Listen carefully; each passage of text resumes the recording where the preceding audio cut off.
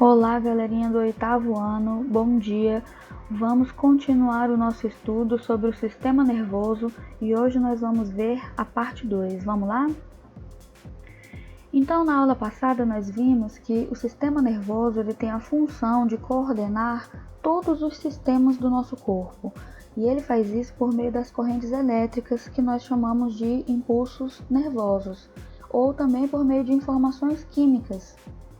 E a gente viu também que o sistema nervoso ele está repartido em sistema nervoso central e sistema nervoso periférico. E nós já estudamos o sistema nervoso central. Hoje nós vamos estar estudando então o sistema nervoso periférico, os nervos e os gânglios linfáticos.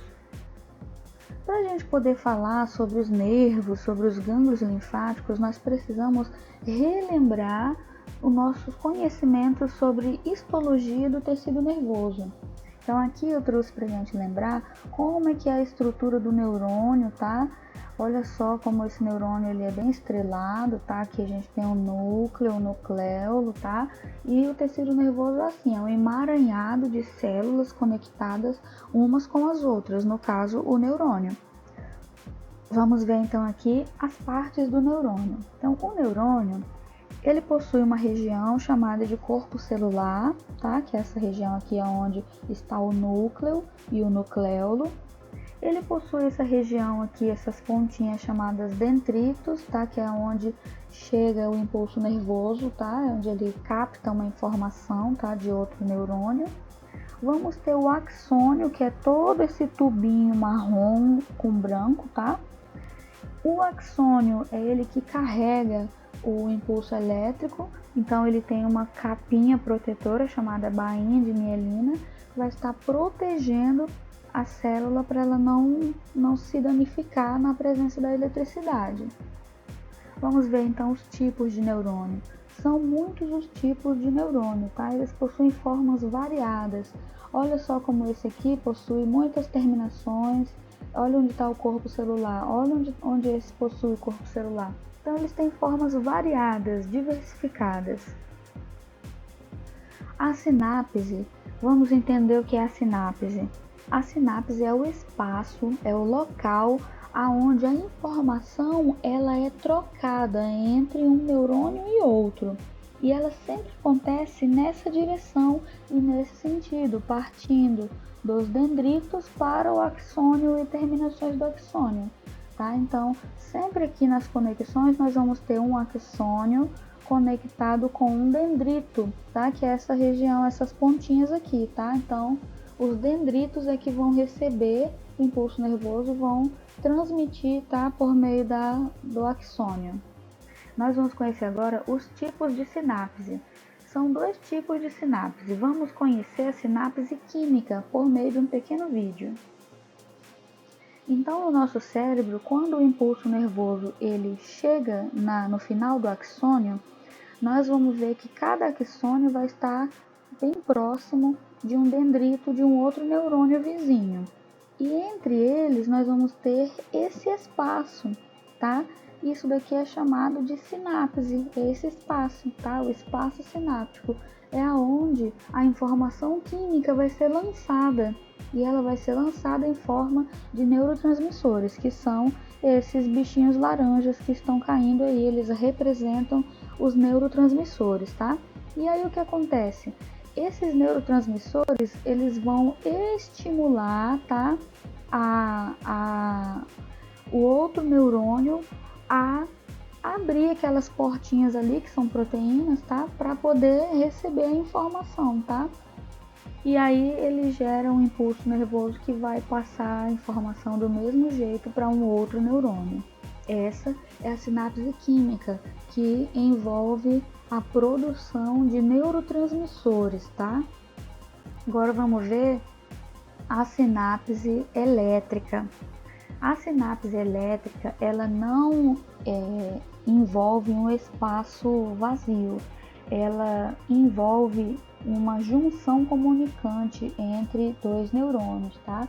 Então aqui a informação, ela não é lançada no espaço entre os neurônios, ela vai direto de um neurônio para o outro, tá? Então essa é a diferença da sinapse elétrica para a sinapse química. E também na sinapse elétrica não tem o lançamento do neurotransmissor aqui no espaço, tá?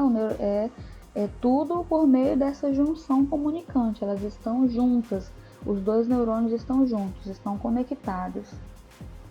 Vamos ver um pouquinho agora sobre o nervo.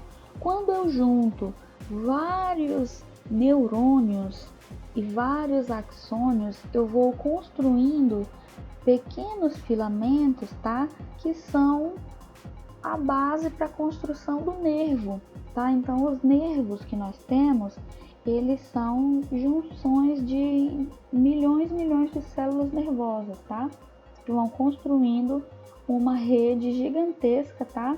E essa região aqui seriam os gânglios linfáticos, tá? Então, essa região aqui a gente chama de gânglio. Pode ver aqui que no meio desse nervo tem 2 vasos sanguíneos, tá? Então, os nervos são construídos de células nervosas, que é os neurônios, tá bom? Vamos continuar aqui falando sobre os nervos. Os nervos, eles partem principalmente da coluna vertebral para todas as regiões do nosso corpo. Eles ativam todos os músculos do nosso corpo e todos os órgãos. Então, eles estão em constante atividade, levando a informação de todas as partes do corpo para a medula, que leva essa informação para o cérebro e o encéfalo, tá? Para poder ter o controle dessas atividades, tá? No cérebro, no crânio, sendo mais específico, no crânio nós vamos ter 12 pares de nervos cranianos, tá? Você pode encontrar também no seu livro os 12 pares de nervos cranianos. Eu vou falar para vocês a página que você pode abrir para encontrar, é a página 113. Lá vai ter uma foto muito parecida com essa, falando dos 12 pares de nervos cranianos. Esses nervos, eles estão relacionados com o funcionamento, tá, de diversos órgãos do nosso corpo, tá? Principalmente a visão, a audição, a musculatura facial, a mastigação, tá? Então, os órgãos dos sentidos de modo geral, tá? Olfato, paladar, vão todos estar, esses 12 pares de nervos vão estar relacionados com o controle dessas funções, tá? Vamos falar agora um pouquinho sobre o homúnculo cortical. Então, quando a gente fala de nervos, a gente sabe que a gente tem nervos em todas as partes do corpo. Porém, existem algumas regiões do nosso corpo que são muito mais ricas em nervos, e com isso nós podemos ter maior sensação naquelas partes. Então, a partir dessa ideia, foi criado esse homúnculo cortical, tá? A palavra homúnculo quer dizer que é uma estrutura parecida com um homem, tá? Então, aqui vamos analisar esse homúnculo. Nós podemos observar que os pés são bem grandes, a língua é bem grande, os lábios bem grande, nariz bem grande, orelha grande, olho bem grande, né? Mas o que é maior mesmo aí, o que está superando tudo, é as mãos, não é verdade?